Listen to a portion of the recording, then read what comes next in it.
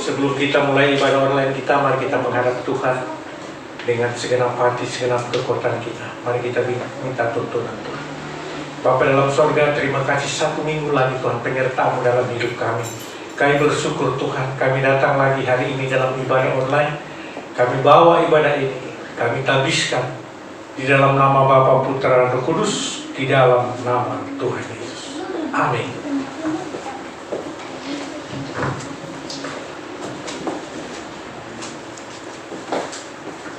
Mari kita baca dari Mazmur 91.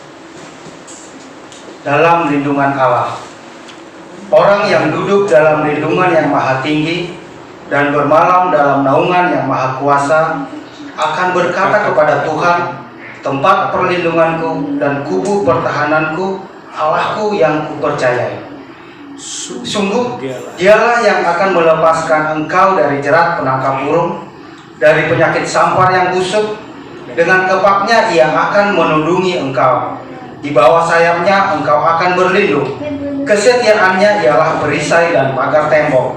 Engkau tak usah takut terhadap kedahsyatan malam, terhadap panah yang terbang di waktu siang, terhadap penyakit sampar yang berjalan di dalam gelap, terhadap penyakit menular yang mengamuk di waktu petang. Walau 1000 orang rebah di sisimu dan 10.000 di sebelah kananmu, tetapi itu tidak akan menimpamu. Engkau hanya menontonnya dengan matamu sendiri dan melihat pembalasan terhadap orang-orang fasik. Sebab Tuhan ialah tempat perlindunganmu, yang maha tinggi telah kau buat tempat perteduhanmu. Malapetaka tidak akan menimpa engkau, dan tulah tidak akan mendekat kepada kamahmu. Sebab malaikat-malaikatnya akan diperintahkannya kepadamu untuk menjaga engkau di segala jalanmu. Mereka akan menatang engkau di atas tangannya, supaya kakimu jangan terantuk kepada batu. Singa dan ular tedung akan kau langkahi. Engkau akan menginjak anak singa dan ular naga. Sungguh hatinya melekat kepadaku, maka aku akan meluputkannya. Aku akan membentenginya, sebab ia mengenal namaku. Bila ia berseru kepadaku, aku akan menjawab. Aku akan menyertai dia dalam kesesakan. Aku akan meluputkannya dan memuliakannya. Dengan panjang umur akan kukenyangkan dia, dan akan kuperlihatkan kepadanya keselamatan daripadaku.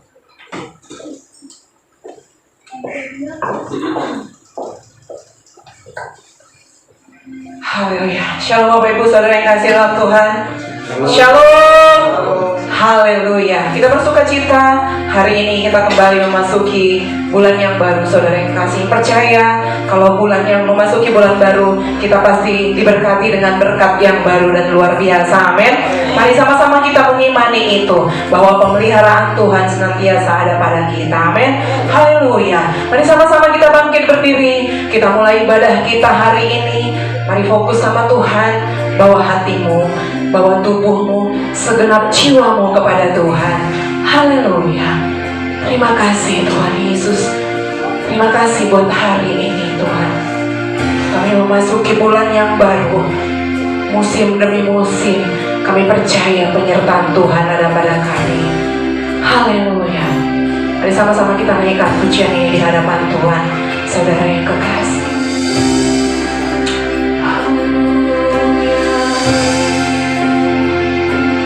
penuhi hati kami ya Tuhan dengan roh-Mu yang baru, mengalir buat setiap kami Tuhan Yesus. Kami percaya hadirat-Mu memenuhi kami. Dari rumah ke rumah Tuhan, ada hadirat Tuhan yang hadir. Haleluya. Penuhi hatiku dengan hadir-Mu.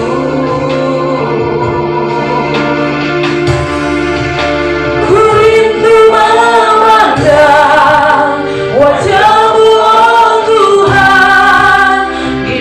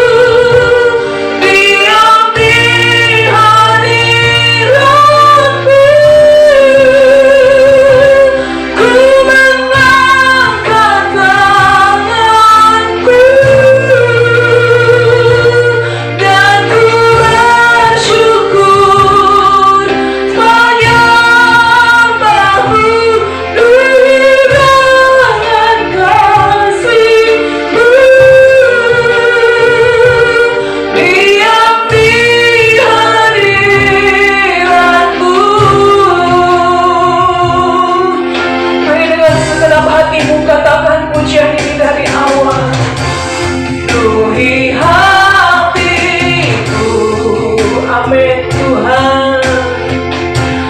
Dengan hati kami rindu Tuhan,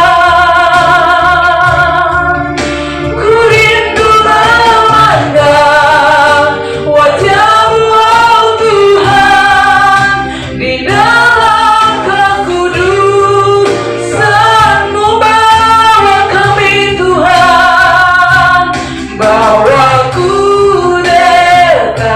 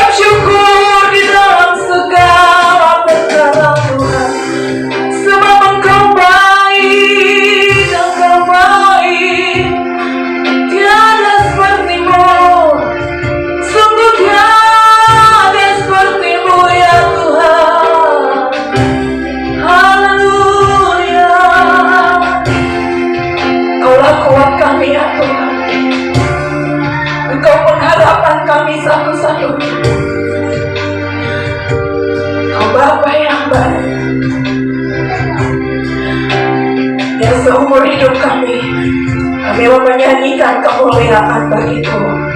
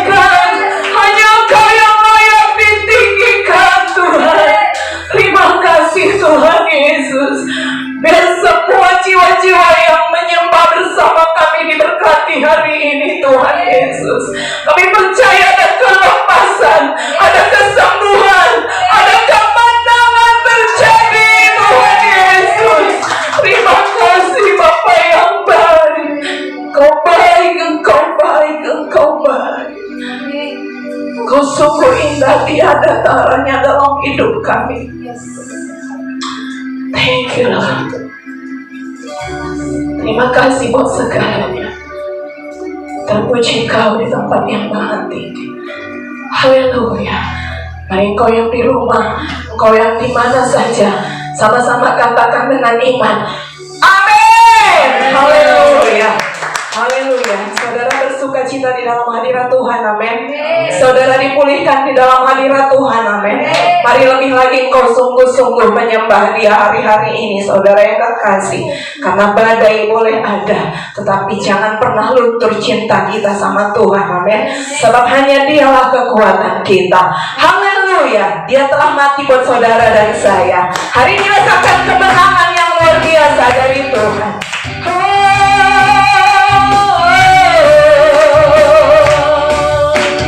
Dia mati bagiku, Dia bangkit bagiku, ya Tuhan Allah penyelamatku. Masa mati patahkan, hidupku dipulihkan, ya Tuhan Allah kemenanganku. Dia sungguh baik, Dia sangat baik, Yesus Dia baik bagiku. Dia sungguh baik, Dia sangat baik, Yesus Dia baik bagiku. Amin saudara. Dia selalu baik dalam setiap keadaan. Amin. Haleluya. Mari sama-sama katakan dari awal.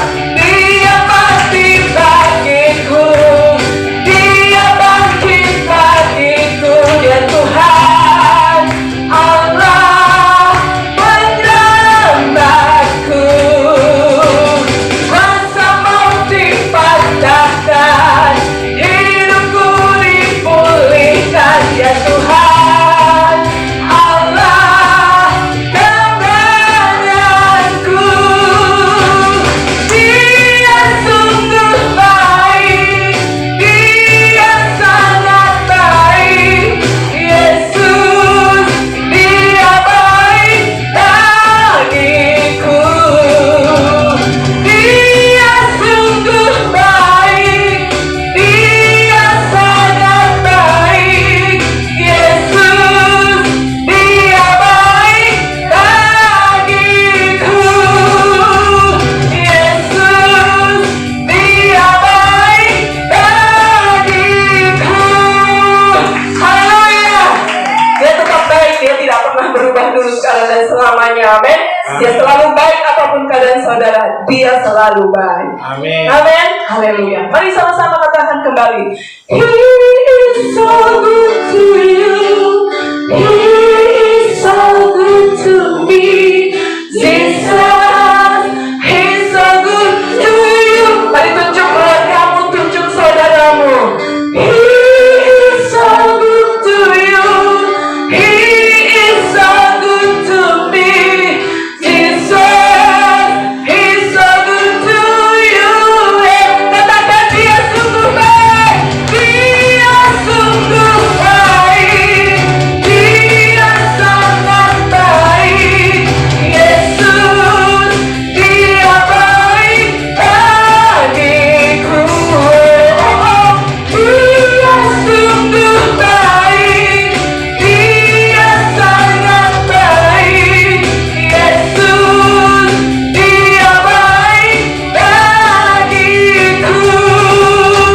Yesus Dia baik katakan Yesus Dia baik bagimu.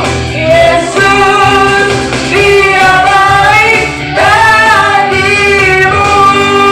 Haleluya. Kasih sama Tuhan saudara-saudara yang terbaik, saudara yang kekasih. Haleluya. Haleluya. Mari sama-sama kita deklarasikan Pentakosta ketiga. 1, 2, 3. Apa yang dimaksud dengan Pentakosta ketiga? 1. Pentakosta ketiga adalah pencurahan Roh Kudus yang dahsyat di zaman now, melebihi yang terjadi di Azusa Street. 2. Pentakosta ketiga akan mengakibatkan penemuan jiwa yang terbesar dan yang terakhir sebelum Tuhan Yesus datang. 3. Pentakosta ketiga akan membangkitkan generasi Yeremia, yaitu anak-anak muda yang dipenuhi Roh Kudus, cinta mati-matian kepada Tuhan Yesus, tidak kompromi terhadap dosa, dan akan bergerak untuk menangkan jiwa. 4. Pentakosta ketiga lahir di Indonesia dan akan bergerak ke bangsa-bangsa. Gerakan ini dari timur ke barat dan akan kembali ke Yerusalem. 5. Pentakosta ketiga akan memberikan kuasa untuk menyelesaikan amanat agung, dan setelah itu Tuhan Yesus datang kembali. Shalom saudara sekalian, dimanapun saudara berada, saya berdoa perlindungan dan hadiratnya memenuhi saudara selalu. Kita akan membahas mengenai apakah boleh orang percaya menghardik setan dan juga sakit penyakit. Lalu apakah ada landasan firman dari kebiasaan yang umumnya orang Pentakosta lakukan ini? Sampai hari ini kita masih mempercayai bahwa Allah masih mau melakukan mujizat di tengah-tengah dunia. Baik itu mujizat kesembuhan, kelepasan dari keterikatan, maupun providensia Tuhan di keseharian hidup kita. 1 Korintus 3 ayat 9 jelas berkata bahwa kita adalah kawan sekerja Allah di dunia ini. Dan Yesus mengutus umatnya untuk memberitakan Injil sembari mengusir setan demi namanya dan mendoakan mereka yang sakit. Di tengah dunia yang dipenuhi oleh sakit penyakit dan banyak kelemahan ini, apa yang dapat umat Tuhan lakukan secara rohani bagi keselamatan negeri kita? Kita berdoa dan menghardik sakit penyakit ini agar Allah berpekara dan mengadakan mujizatnya. Khususnya bagi Indonesia yang sedang dilanda COVID-19. Hal ini dilandasi dan dipagari oleh 4 hal. Yang pertama, teladan Yesus yang melakukan mujizat supernatural. Di dalam perjanjian baru, tercatat ada 7 kali Yesus mengusir setan dalam kitab Matius, Markus, dan Lukas. Dan begitu banyak catatan Yesus menyembuhkan mereka yang sakit, baik secara perorangan maupun secara khalayak ramai. Kalau kita adalah kawan sekerja Yesus dan percaya bahwa kita diberi kuasa oleh Roh Kudus untuk mengusir setan dan menyembuhkan sakit penyakit, maka kita pun akan berlaku demikian.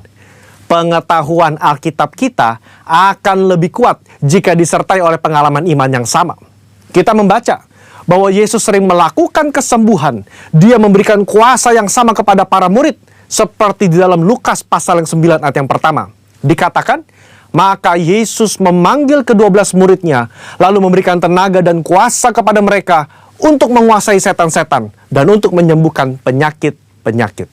Nah, secara global, umat Pentakosta meyakini bahwa orang percaya di zaman now juga diberikan kuasa untuk menghardik dan menyembuhkan. Gembala sidang kita, Paniko, mendapatkan tuntunan untuk melakukan KKR kesembuhan ilahi di dalam dan luar negeri. Tercatat, sudah ada 318 kali KKR yang dilakukan dari tahun 2006 sampai 2019. Dan juga lewat program TV yang disaksikan oleh jutaan orang yang mengalami hadirat Tuhan. Ribuan orang mengalami kesembuhan yang juga disaksikan oleh banyak orang. Itu adalah pengalaman rohani tak terbantahkan yang memperkuat pengetahuan umat tentang karakter Allah yang penuh kasih itu. Kalau kita membaca sejarah kegerakan Pentakosta secara global, maka saudara akan melihat begitu banyak mujizat supernatural yang Tuhan kerjakan lewat hamba-hambanya di berbagai belahan dunia. Itu semua semata-mata karena Allah mengasihi jiwa-jiwa dan Ia ingin semua orang diselamatkan. Yang kedua, otoritas firman Tuhan. Di dalam kehidupan orang percaya, firman Tuhan menjadi dasar dari apa yang kita lakukan sehari-hari. Kalau pertanyaannya adalah, apakah orang percaya boleh menghardik sakit penyakit dan setan? Tentu kita melihat dari teks Alkitab bagaimana Yesus dan para rasul melakukannya. Di dalam Lukas pasal yang keempat, ayat yang ke-39, mertua Petrus sakit demam keras. Petrus meminta Yesus untuk datang. Yesus menyembuhkan mertua Petrus dengan cara apa? Yesus menghardik demam itu dan penyakit itu pun meninggalkan dia. Ini yang menjadi dasar bagi orang percaya. Secara spiritual, kita berdoa dan menghardik sakit penyakit seperti yang Yesus lakukan.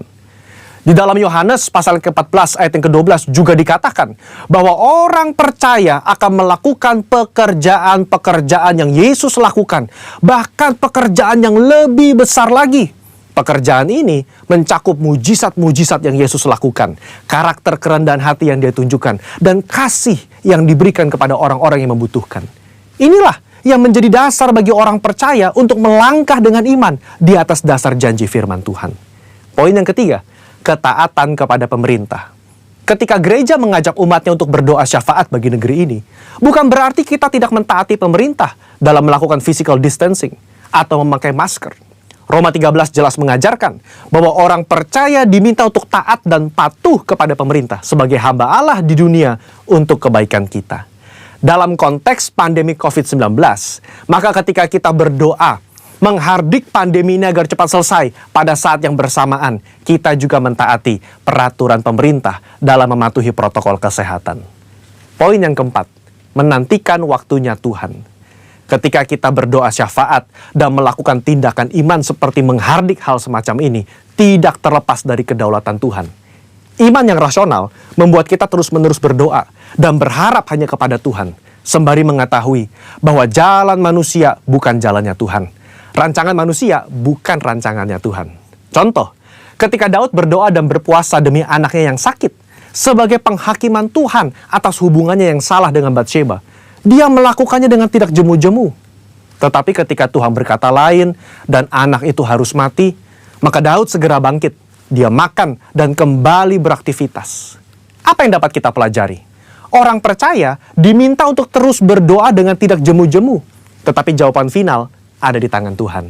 Rentang waktu ketika kita mulai berdoa sampai adanya jawaban dari Tuhan dapat digunakan sebagai waktu pertobatan dari sisi manusia dan juga waktu untuk mencari hadirat Tuhan. Saudara, apa kesimpulannya? Iman yang rasional bukanlah iman yang buta dan gegabah.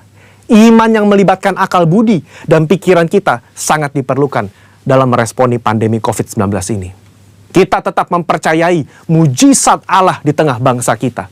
Kita berdoa untuk pemerintah agar diberi hikmat menyelesaikan pandemi ini. Dan kita pun mentaati protokol kesehatan, menjaga jarak, mencuci tangan, dan memakai masker. Saya berdoa agar kita semua mau ambil bagian untuk berdoa dan bersyafaat bagi bangsa Indonesia. Saudara-saudara, untuk penjelasan lebih lengkapnya dari tim teologi kami, jangan lupa buka link yang ada di atas atau scan barcode yang tersedia. Tuhan Yesus memberkati saudara sekalian. Amin. Saudara yang kasih, sama-sama kita siapkan hati kita untuk mendengarkan firman Tuhan. Kembali kita berdoa. Terima kasih Bapak yang baik. Terima kasih Tuhan. Kau sungguh baik dalam setiap langkah hidup kami. Terima kasih. Terpuji Kau segala selamanya. Kau yang menjamin setiap hidup kami. Kami siapkan hati kami untuk mendengarkan firman Tuhan. Berbicara buat setiap kami Tuhan. Mari sampaikan isi hati membuat kami. Haleluya. Amin.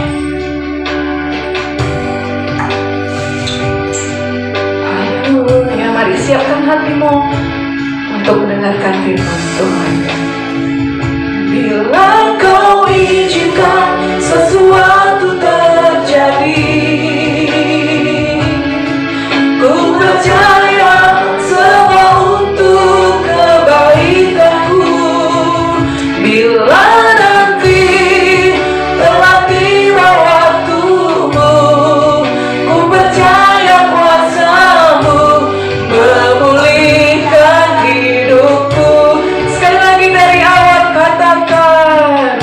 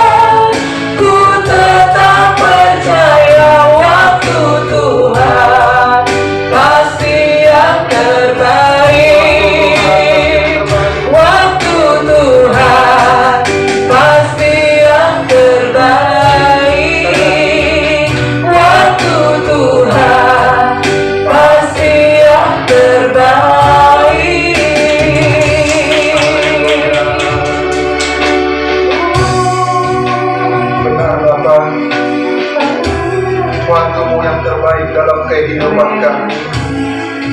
Terbukti untuk hari ini kasih setia masih menyertai kehidupan kami.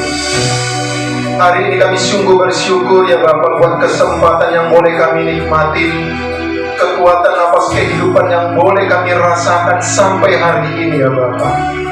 Kami percaya lawatan dan pertolongan Tuhan senantiasa hadir atas kehidupan kami. Terima kasih Bapa yang baik. Bahkan sebentar kami akan duduk diam mendengarkan firman Tuhan. Mari berbicaralah Tuhan dalam hati kami, dalam hidup kami. Berkati hamba yang membawakan renungan firman Tuhan. Berbicaralah Tuhan dalam pribadi hamba. Engkau jamah mulut bibir lidah hamba, agar perkataan yang keluar di dalamnya bukan semata-mata dari hamba, tetapi Roh-Mu yang bekerja di dalamnya, sehingga setiap kami yang mendengarkan, kami dapat dimengerti apa yang menjadi rencana Tuhan atas kehidupan kami.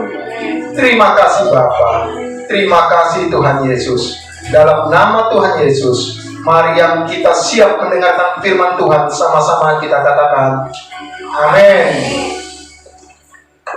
Shalom Bapak Ibu Saudara kekasih dalam nama Tuhan Yesus. Apa kabarnya? Luar biasa.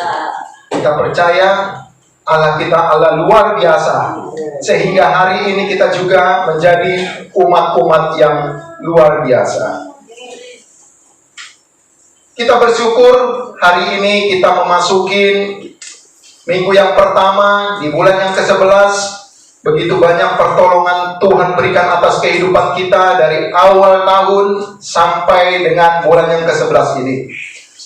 Bulan yang lalu kita sudah belajar perihal Ayub, dan kita sudah mendengarkan bagaimana percakapan antara Ayub dengan sahabat-sahabatnya, mulai dari percakapan pertama, percakapan kedua. Dan hari ini kita sama-sama belajar percakapan ketiga antara Ayub dan teman-temannya.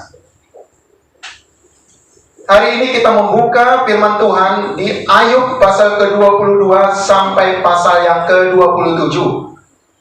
Berhubung ini 5 pasal, nanti saudara boleh mempelajarinya ya, biar saudara dapat memahami percakapan daripada Ayub dan teman-temannya pada pasal 22 sampai dengan pasal yang ke-27.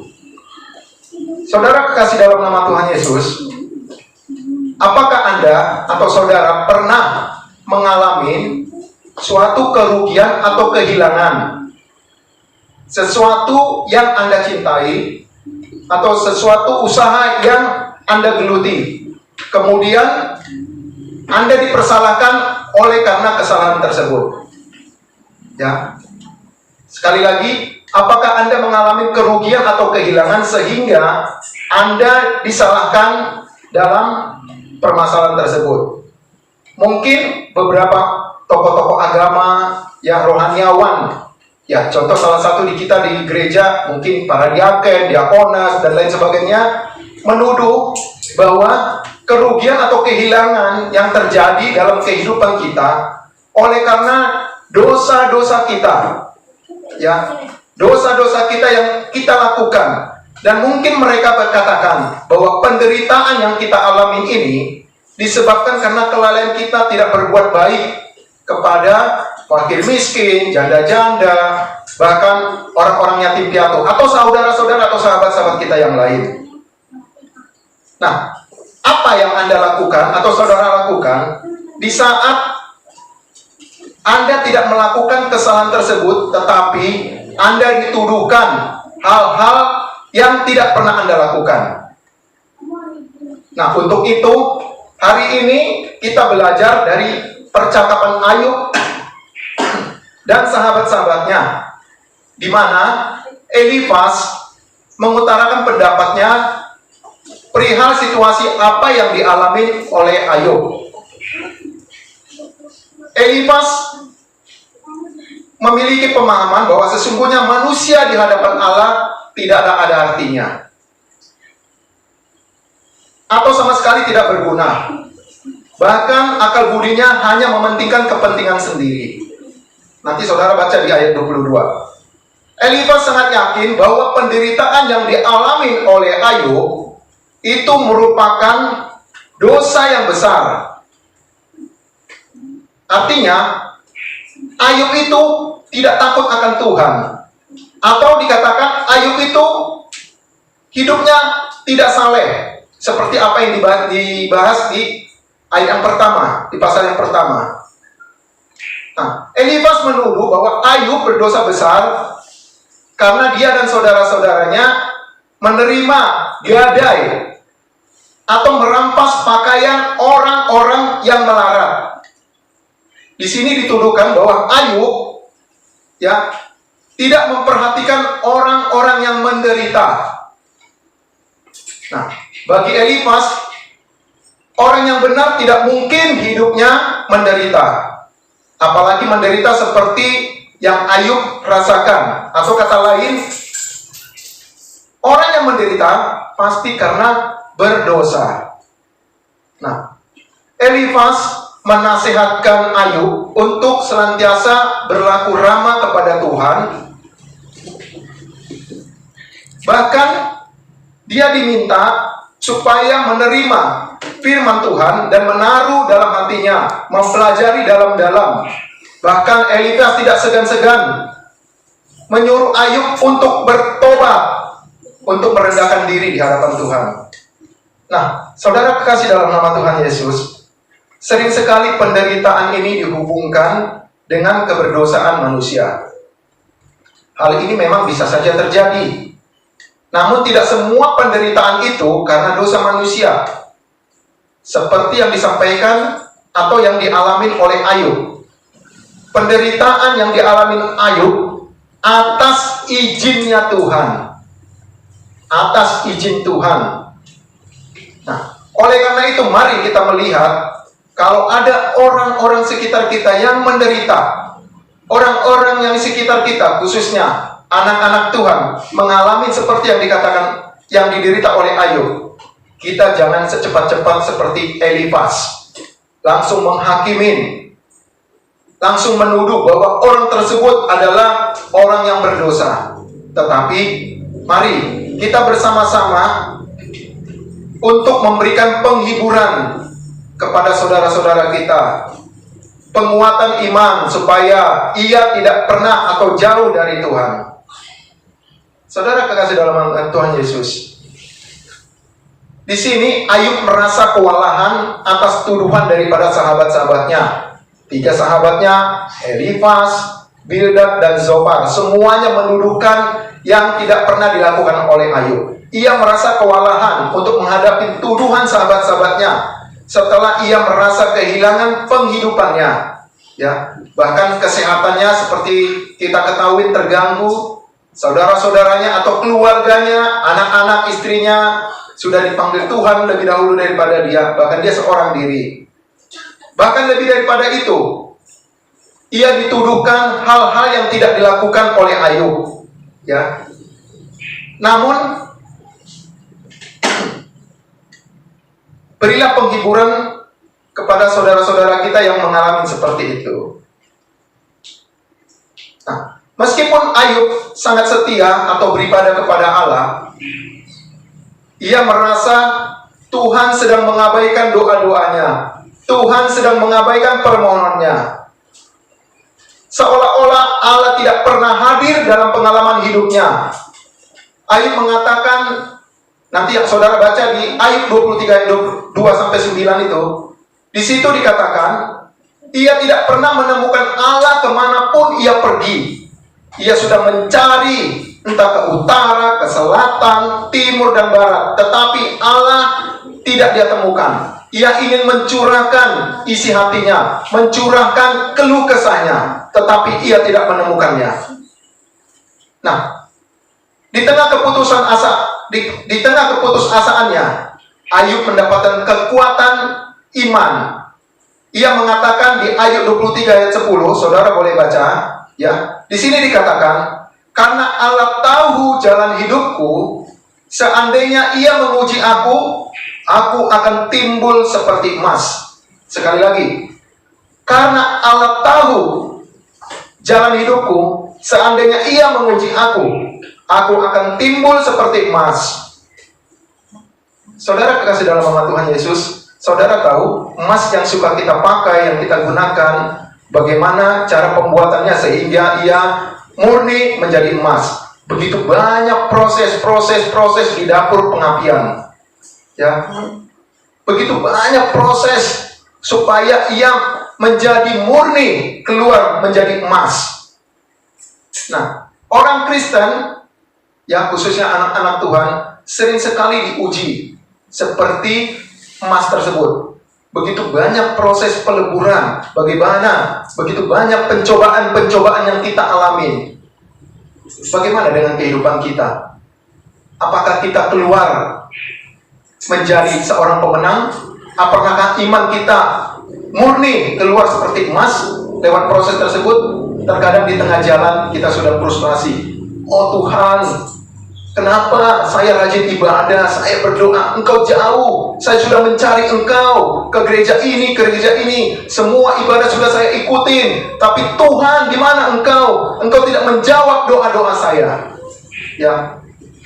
Tetapi lewat ayat tersebut, di sini Ayub benar-benar memiliki iman yang luar biasa. Karena Allah tahu jalan hidupku, seandainya ia menguji aku akan timbul seperti emas. Saya percaya, lewat pencobaan-pencobaan yang kita alamin, biarlah kita keluar menjadi pemenang, menjadi timbul seperti emas. Saudara kekasih dalam nama Tuhan Yesus, di pasal yang ke-24 ini lagi, Ayub menunjukkan bagaimana keguncangan imannya setelah seolah-olah seorang tidak pernah mengenal Allah. Bahkan ia menyampaikan bagaimana keluh kesahnya, mempertanyakan bagaimana keadilan Allah, ya, dengan membandingkan kehidupan orang takut akan Tuhan dengan orang-orang yang bebal. Ia mempertanyakan di mana keadilan Tuhan. Mengapa orang bebal yang berbuat kejahatan seolah-olah Allah biarkan berbuat semena-mena? Justru Tuhan buat berhasil, ya. Baik dalam setiap pekerjaannya, dalam setiap usahanya. Ayub sering mempertanyakan seperti itu. Di mana keadilan Tuhan? Sedangkan orang-orang benar dan takut akan Tuhan, yang tertindas atau senantiasa berdoa, tetapi Allah tidak mendengarnya. Nanti saudara baca di ayat 24, di pasal 24 ayat 12. Setiap kita, umat-umat Tuhan, pasti pernah mengalami seperti ini. Kita suka membanding-bandingkan dengan teman-teman kita. Kita sudah mengikuti ibadah, baik online maupun offline. Kita mengikuti kita mengikuti renungan-renungan dan sebagainya. Tetapi kok kehidupan kita begini-begini aja? Sementara anak Tuhan, yang dikatakan anak Tuhan, hanya ibadah setahun, hanya hal penting. Bisa katakan tiga kali dalam setahun. Ya, hal-hal yang hari besar. Tetapi hidupnya lebih mapan dari kehidupan kita sebagai anak-anak yang rohani. Mungkin kita pernah mengalami dan melihat sekeliling kita. Itu banyak kita jumpain di dalam kehidupan kita. Nah, ketika kita mengalami hal seperti itu, situasi yang demikian, saya mau katakan, jangan terus kita terbawa dengan suasana emosi, jangan terbawa dengan suasana meninggalkan Tuhan. Tetapi ayo kita segera sadar agar kita tidak jatuh ke dalam dosa yang lebih dalam lagi. Tetaplah kuat di dalam Tuhan. Jangan pernah sekali-sekali melakukan atau meragukan kebenaran firman Tuhan. Saudara kekasih dalam nama Tuhan Yesus, Ayub mengerti bahwa orang-orang seperti itu pada akhirnya pasti akan kena hukuman yang setimpal. Allah membiarkan Ayub sendiri tanpa dukungan untuk membuktikan iman Ayub, untuk membuktikan ia menjadi pemenang. Dalam hal ini Ayub tidak memahami kondisinya pada saat itu. Belum lagi ketika saudara baca ini di ayat 25, sahabatnya Bildad yang sungguh-sungguh merendahkan Ayub. Di sini dikatakan bahwa engkau terlalu remeh, ya, untuk Allah, untuk mendapatkan perhatiannya. Seakan-akan Ayub itu mencari perhatian. Baginya engkau layaknya seperti berenga. Ya, saudara, berenga itu saya cari itu adalah sejenis ulat bangkai. Kalau di sini bisa dikatakan itu kayak apa namanya yang memakan bangkai-bangkai yang sudah busuk itu? Belatung. Kira-kira seperti itu. Nah, penghiburan apa yang dilakukan oleh Bildad sebagai sahabat sejatinya? Tetapi jawaban Ayub itu ada nanti di dalam pasal yang 26 ayat 2 sampai 4. Ya, di sini dikatakan, Bildad, engkau berbicara atas gagasan siapa? Apakah engkau berbicara atas gagasan Allah atau berbicara atas gagasan iblis? Ya, meskipun Ayub menderita dan tidak mendapat perhatian dari Allah, dan di dalam setiap keputusannya Ayub tidak pernah mengutukin Allah, ataupun ia tidak pernah bertindak seolah-olah dia tidak memiliki Allah.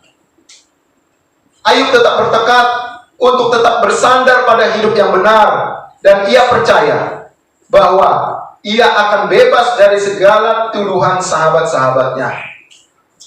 Nah, kita juga belajar bagaimana ketika kita mengalami seperti yang Ayub alami. Apakah kita bisa mengandalkan Tuhan, fokus kepada Tuhan? Kita tidak mencari ilah-ilah lain selain Allah kita yang kita sembah. Nah, dalam ayat pasal 27 ayat 3 sampai 4, di sini yang membangun dan memberi semangat yang baru. Selama napasku masih ada padaku dan roh Allah masih di dalam lubang hidungku, maka bibirku sungguh-sungguh tidak akan mengucapkan kecurangan, dan lidahku tidak akan melahirkan tipu daya. Sekali lagi, selama napasku masih ada padaku dan roh Allah masih di dalam lubang hidungku, maka bibirku sungguh-sungguh tidak akan mengucapkan kecurangan, dan lidahku tidak akan melahirkan tipu daya. Di sini Ayub sadar bahwa napas kehidupannya hanya berasal dari Tuhan, sehingga hanya kepada Tuhan saja ia berserah, kepada Tuhan saja ia mencurahkan isi hatinya, mencurahkan segala keluh kesahnya. Bahkan di sini dikatakan, roh Allah masih di dalam hidungku. Artinya, Tuhan masih menjaga kita, memberikan kekuatan, memberikan kesehatan. Apalagi yang mau kita ragukan untuk kehidupan kita. Nah, Ayub menguatkan agar setiap perkataannya, tadi dikatakan bibirku sungguh-sungguh tidak akan mengucapkan kecurangan. Setiap perkataannya bukan menyinggung, bukan menyakitkan sahabat-sahabatnya, tetapi ya perkataannya merupakan perkataan yang membangun semangat, spirit. Demikian yang boleh Ayub sampaikan. Nah, kita juga boleh belajar ketika kita melihat sahabat-sahabat kita yang lemah iman, mari kita bangkitkan semangat. Kita jangan memberi pancingan agar dia putus asa, tetapi kita bangkitkan imannya, biar ia terus maju, ia terus bersemangat memuji, menyembah Tuhan Allah kita. Demikian firman yang boleh saya sampaikan. Mari kita bersatu di dalam doa. Terima kasih Bapa yang baik, Engkau Allah yang luar biasa atas kehidupan kami. Terima kasih Bapa atas firman-Mu, firman yang boleh mengajar kami agar kami boleh mengandalkan Tuhan, fokus kepada Tuhan, agar apapun masalah yang ada di hadapan kami, semuanya kami serahkan ke tangan Tuhan. Karena kami tahu ketika kami mengangkat tangan kami, tanda kami menyerah, Tuhan akan turun tangan memberkati kehidupan kami. Terima kasih Bapa, berkati setiap anak-anak-Mu, setiap umat-umat Tuhan yang mendengarkan ibadah ini, firman ini, agar mereka semakin hari semakin dikuatkan. Terima kasih Bapa, jadikan kami sebagai pelaku-pelaku daripada firman-Mu. Dalam nama Tuhan Yesus, kami sungguh mengucap syukur. Haleluya. Amin. Mari saudara-saudara kita masuk dalam perjamuan kudusnya Tuhan. Terima kasih ya Tuhan. Terima kasih ya Bapa. Terima kasih ya Roh Kudus. Setiap kita masuk dalam perjamuan kudus, kita akan selalu mengingat akan firman Tuhan. Sebab setiap kali kamu makan roti ini dan minum cawan ini, kamu memberitakan kematian Tuhan sampai Dia datang. Mari kita berdoa minta ampun kepada Tuhan supaya kita dilayakkan menerima perjamuan bersekutu dengan tubuh dan darah Tuhan Yesus. Haleluya. Ampuni kami Tuhan, ampuni dosa-dosa anak-anakmu semua Tuhan. Baik dosa yang kami tidak tahu maupun yang kami sengaja Tuhan. Kami tahu itu dosa, itu kesalahan Tuhan. Tapi karena segala keadaan kami lakukan Tuhan. Tapi hari ini kami datang kepada merendahkan diri ya Allah. Kami sungguh-sungguh Tuhan mau bersekutu dengan tubuh-Mu dan bersekutu dengan darah-Mu. Sehingga dalam setiap kehidupan ini kami senantiasa menang maupun lebih dari pemenang untuk melawan tipu daya muslihat dari iblis. Terima kasih Tuhan. Urapi kami semua, kami akan masuk dalam perjamuan kudus. Haleluya, haleluya.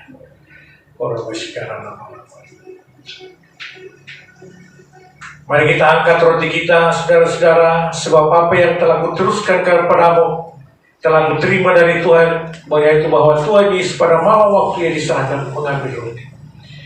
Kita angkat tinggi-tinggi dan sesudah itu, Ia mengucap syukur atasnya, Ia memecah-mecahkannya dan berkata, inilah tubuhku yang diserahkan bagi kamu, perbuatlah ini menjadi peringatan akan aku.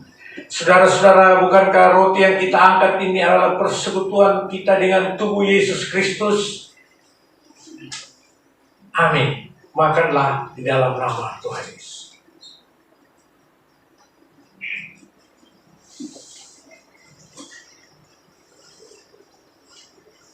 Demikian juga Ia mengambil cawan sesudah makan, lalu berkata, mari kita angkat cawan kita tinggi-tinggi. Cawan ini adalah perjanjian baru yang dibentarkan oleh darahku. Perbuatlah ini setiap kali kau minumnya menjadi peringatan akan aku. Saudara-saudara yang kekasih, bukankah cawan yang atasnya kita ucapkan syukur ini adalah persekutuan kita dengan darah Yesus Kristus? Amin. Minumlah di dalam nama Tuhan Yesus. Mari kita mengucap syukur, haleluya. Mari kita mengucap syukur, haleluya. Haleluya. Haleluya. Terima kasih ya Tuhan. Terima kasih. Haleluya.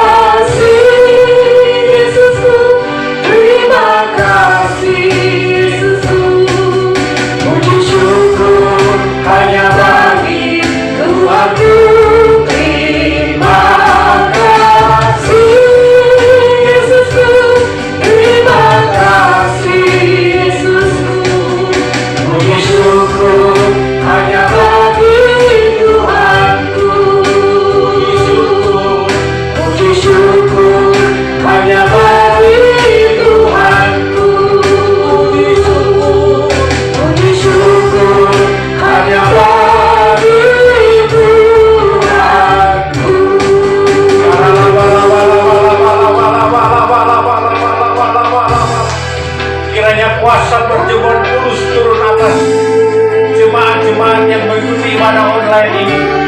Terima kuasa, kuasa, kesembuhan, pemulihan, jawaban doa.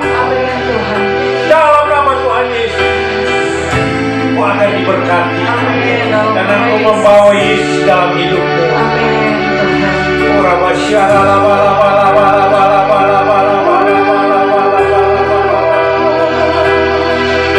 Dalam nama Tuhan Yesus, mari kita mengucap syukur dengan mengatakan sama-sama, amin. Haleluya. Saudara diberkati oleh firman Tuhan, amin. Haleluya. Mari sama-sama kita meresponi firman Tuhan. Kita sama-sama bangkit berdiri, kita akhiri ibadah kita hari ini. Siapkan juga persembahan saudara. Mari sama-sama bawa ke hadapan Tuhan, masukkan ke amplop-amplop yang ada, dan minggu depan bisa diserahkan kepada gereja saudara yang kasih. Sama-sama kita bangkit berdiri, kita nyanyikan nyanyi pujian bagimu ya Tuhan Yesus. Nyanyi pujian bagimu Tuhan, pujian bagimu Tuhan, namamu besar dan layak dipuji. Nyanyi pujian bagimu Tuhan, pujian bagimu Tuhan, namamu besar dan layak dipuji. Sama-sama angkat tanganmu, katakan nyanyi pujian bagimu Tuhan, pujian bagimu Tuhan,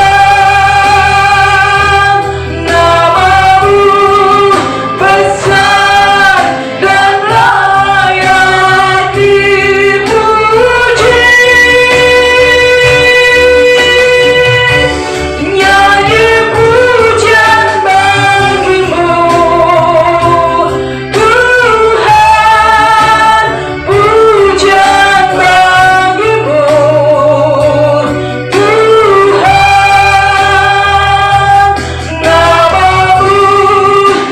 besar dan layak dipuji. Namamu besar dan layak dipuji. Namamu besar dan layak dipuji.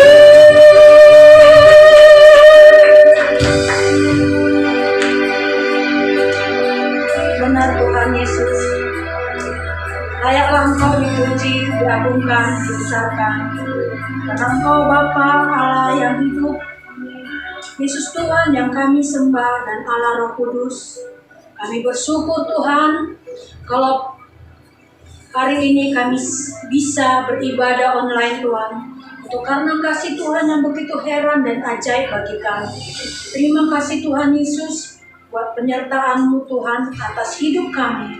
Kalau sebentar Tuhan, umat-umat-Mu Tuhan yang online Tuhan, Engkau berkati, Engkau jaga Tuhan, Engkau lindungi mereka Tuhan. Perlindungan yang begitu dahsyat bagi-Mu Tuhan.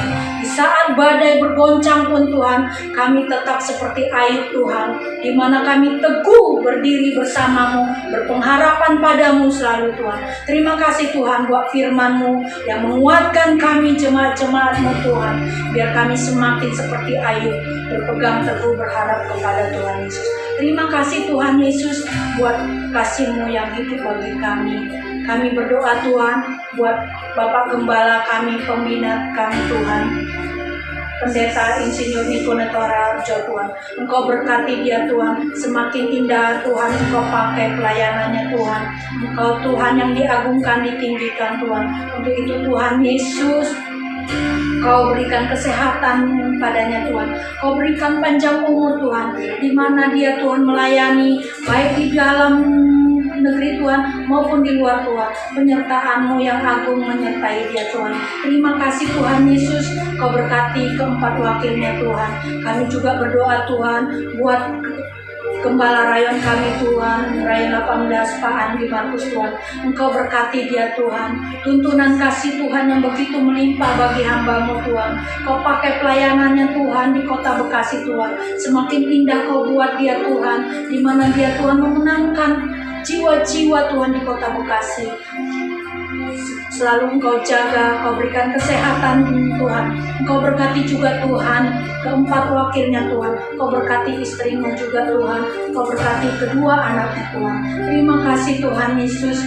Kau berkati juga Tuhan Bapak Gembala kami Tuhan, Pak Nathan Karangan Tuhan.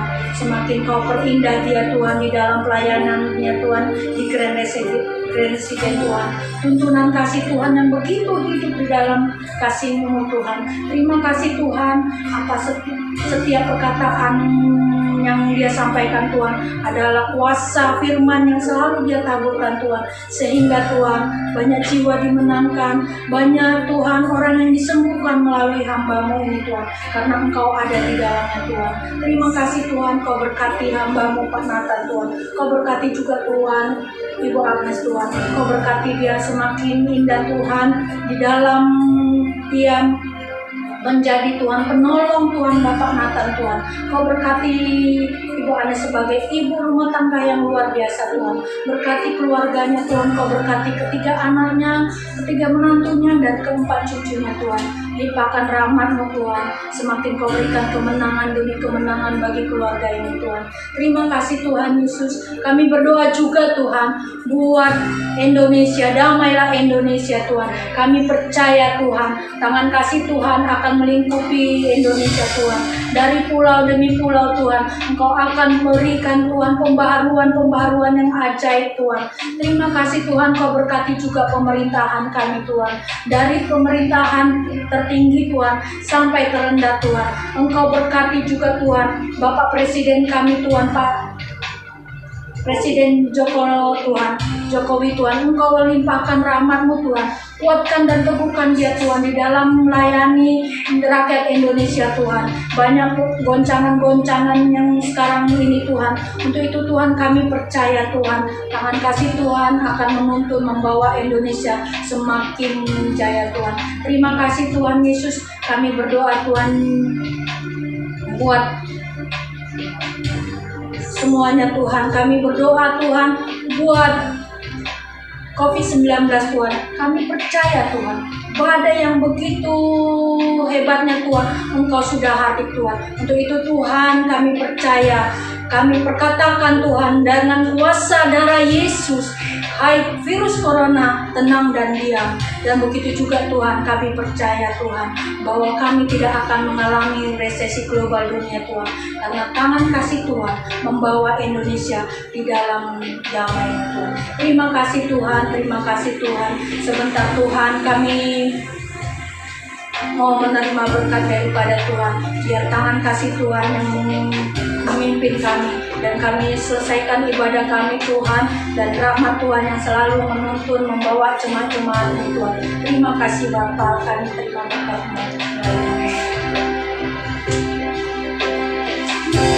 Mari jemaat-jemaat yang dikasihi Tuhan, buka hatimu, angkat tanganmu sebagai tanda iman untuk menerima berkat dari Allah Bapa di sorga.